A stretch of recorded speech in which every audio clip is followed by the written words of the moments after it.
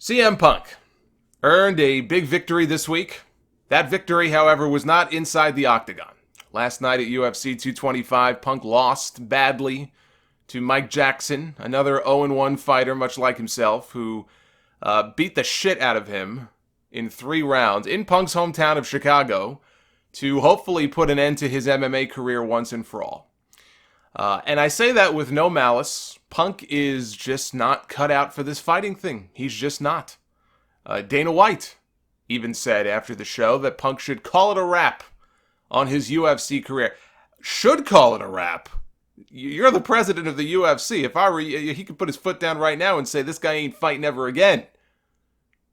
He shouldn't leave the decision to Punk. Unless he's got like a contract or something and he's got a fight that he has to honor or something. And if so, I would put him on the lowest of low cards. But for God's sakes, call it a wrap. You should be the one to put your foot down and say, call it a wrap.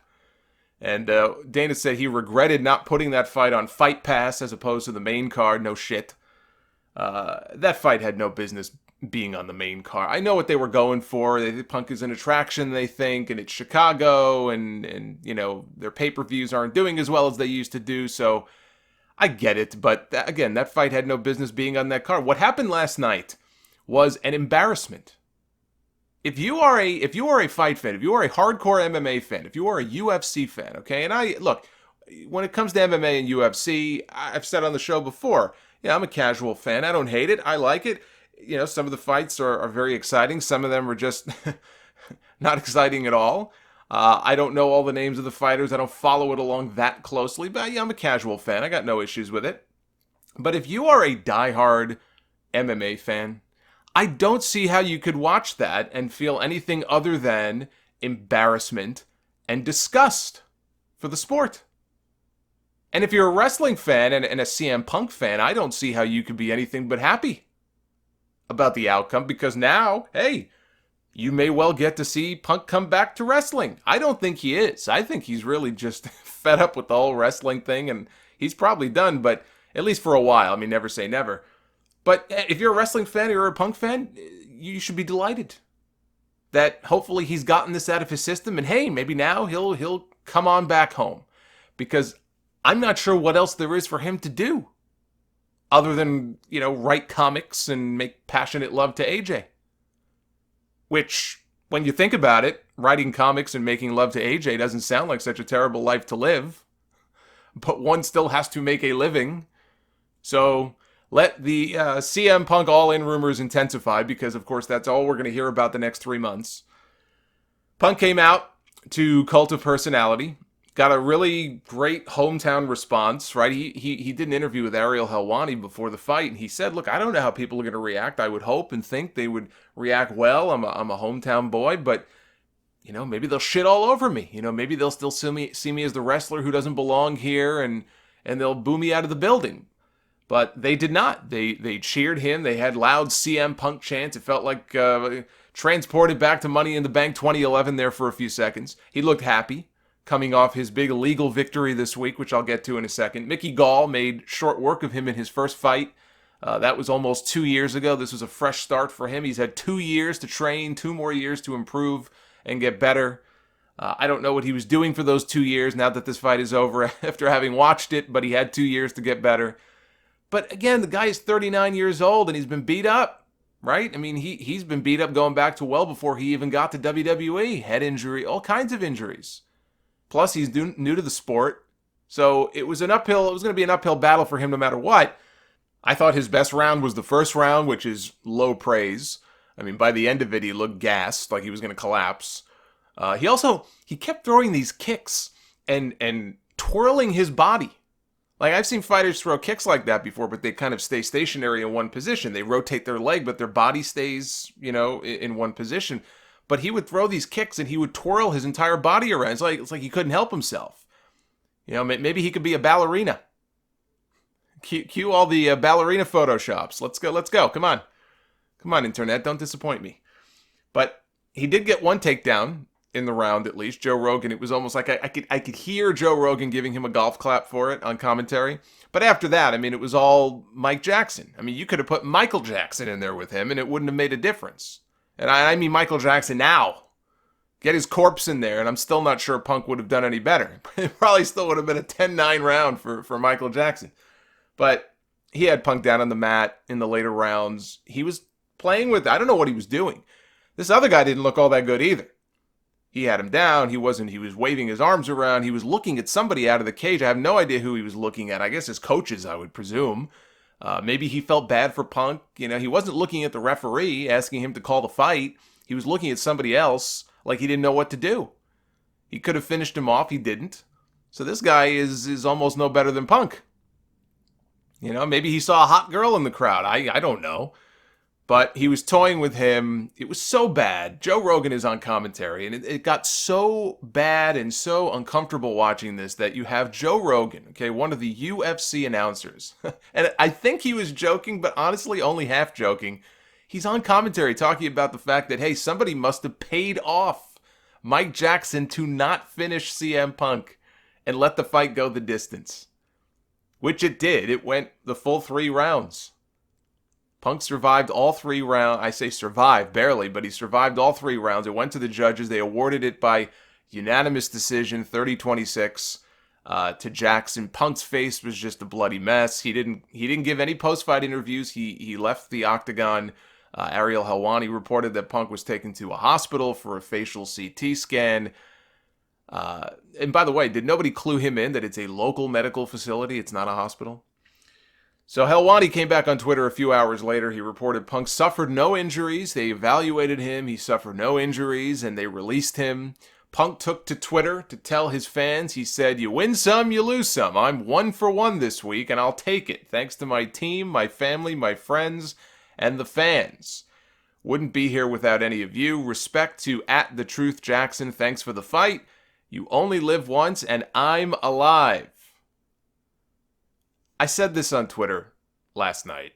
I respect CM Punk for hanging in there and for putting in the work, and he wanted to try something new, and he went for it, right? A lot of people probably in their minds are like, man, I'd love to try this one day, or man, what would it be like to switch careers and do this? And they don't do it because they're too afraid. Or whatever their reasons may be. Maybe they have a family, you can't take the chance. Punk said, look, I'm done with this wrestling thing. I'm going to try my hand at MMA. Yeah, I'm almost 40, but whatever. I'm going to try this MMA thing. And it didn't work. But hey, I respect him for at least trying his hand, if nothing else. He's got more balls than most people for even getting into the cage. It takes a special kind of person to go in there and get punched in the face, knowing you're going to get punched in the face, which he had to know was going to happen. So I'll give him my respect for that. But I'm not going to sit here and I'm not going to pretend this was some sort of big victory, especially for wrestling fans. Like, I saw some people online saying, oh, this was a win for wrestling fans. CM Punk hung in there toe-to-toe with an MMA fighter. He didn't get finished. This was an embarrassment for wrestling fans. Are you kidding me? The pro wrestler went in there and he got the shit kicked out of him. So quit pretending like this is some kind of moral victory, for wrestling fans. You weren't in there fighting. If Punk was a stock and you invested all of your money in him, you'd be broke right now. I mean, I thought UFC is supposed to be the elite, right? The biggest MMA promotion in the world. Guys train half their lives to be good enough to get onto a UFC pay-per-view and get a payday. This guy got 2 fights out of it. He shouldn't have had 1, but he got 2. Hopefully that's his last. That doesn't mean he won't want to fight again.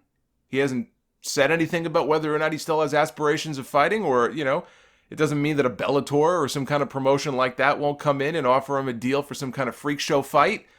But whether it's his wife, whether it's Cabana, whether it's his coaches or whoever, somebody has got to step in here and just tell this guy, look, you tried, but this fighting thing, it just isn't for you. You're good at the fake fighting stuff. And you could probably you can make a lot more money at that too. But I mean, I'm watching this and by the second round, I'm feeling guilty watching this. I felt like Duke in Rocky IV screaming, throw the damn towel. When your announcers are openly discussing conspiracy theories about, fighters being paid off and saying that the referee should stop the fight, which they also did, that's a bad night. You can spin it any way you want to. That's a bad night. So respect for the effort. But that does not mean that I have to stand up here and applaud what I saw last night. He's not some washed up fighter. He's not like a Chuck Liddell or somebody, 40 some odd years old who fought their whole life at the end of their rope, flailing around trying to land one last shot. He's a civilian at fantasy baseball camp who thinks he could run the bases, and then he gets a Charlie horse sliding into second base and has to be carried off the field. That's CM Punk. Enough. That was embarrassing to watch. Not as embarrassing as Raw most weeks, but embarrassing nonetheless. Punk did get a big win in the court case with the WWE doctor, Dr. Aman, or Dr. Amen. I say Amen because I think that's the correct pronunciation, but who gives a shit? The jury deliberated I think they only deliberated for a couple of hours before they returned their verdict in favor of CM Punk and Colt Cabana, meaning they owe the doctor nothing. He gets no damages, but he's also not responsible, for those who have asked, for paying the legal costs for Punk and Cabana, their legal fees. Punk and Cabana would have to file their own suits against the doctor to try to recoup the costs, and there's no guarantee of that, so they're still out thousands of dollars. Colt Cabana, I feel mostly happy for him because he really got dragged into this mess. He had no business being sued or dragged into this. He did nothing wrong. He was the one who really got screwed over in all this, and he's still out thousands of dollars. Again, unless he wants to file his own suit, which will cost money. So I don't know if he's interested in doing that, but their long legal nightmare is finally over. It's a big win for podcasters everywhere, too, because had the jury found in favor of the doctor, it would have potentially had a very chilling effect on anybody with a show of their own. Punk, of course, has since been asked numerous times, okay, does this mean you're coming back? Does this mean you're coming back to wrestling? Does it mean you're all in this September in Chicago? He said no. He said he is done with professional wrestling. Now, this was before he had his face caved in last night, so his opinion, his view may have changed since then. He may have just been saying that because, look, I'm still a UFC fighter. I'm going into this fight. No, I'm done. Leave me alone. Again, his perspective may change real quick, but this is what he was saying as of a few days ago. Now, he is still scheduled to be doing a signing at the Pro Wrestling Tee store in Chicago the same weekend of All In. He is friendly with one of the Young Bucks. I think he'll make an appearance at the All In show. I mean, it's impossible to know what's going on in the guy's head right now other than I'm sure he probably is concussed, but there may be some brain matter floating around in there, but I think he'll be there. I think it would be very weird for him to be right there in Chicago, do a signing like this. You got to know wrestling fans are going to be coming up to you the whole day, right? Just asking you and heaping praise upon you. You've got some friends who are, putting the show together. And in his mind, look, if he's got a vengeful bone in his body, and he probably does, I'm sure WWE, he has to know that WWE is probably looking at this. And not that they're scared, but this is a big endeavor here. There's a big, independent wrestling show, independently financed wrestling show, 10,000 people in a big building in Chicago. And, maybe if he wants to stick it to WWE, he'll pop up on the show and start doing things. I don't know. Again, it's impossible to know what's going through the guy's head right now.